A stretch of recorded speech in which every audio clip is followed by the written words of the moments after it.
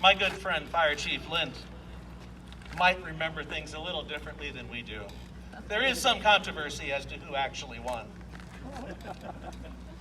The play that evening finished around 11 o'clock, and Fred Knoll stayed in the theater playing the piano, ragtime of course, until he got his $3 from the manager, Jake Simon.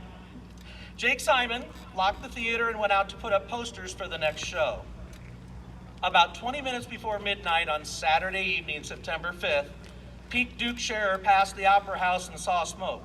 Jake Simon also was one of the first to see the fire, and the alarm went out. The fire was first seen breaking out of the rear of the upper portion of the Opera House. At the time, no one was in the building. I was the fire chief for the Benton Harbor Fire Department at the time, and I drove our horse-drawn hook and ladder truck out of the firehouse. The excitement was high for men and animals. As our horses drew the Tom Benton out of the fire station, they went the wrong way.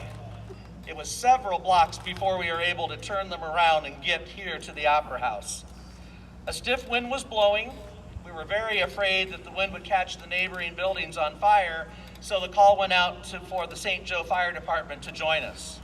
Dr. Luther Macklin lived right across the street. His son Nelson actually ran to the fire hall to pull the bell.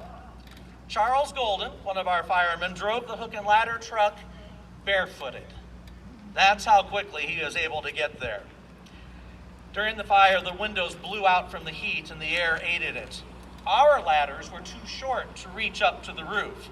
The Frick building next door did begin to burn as well. Hundreds of people were there, but the heat was so intense, no one could get close.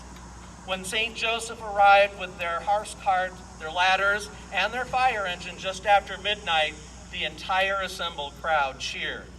But by the time they arrived, the interior was a mass of crackling flames. No one could enter the building at that time.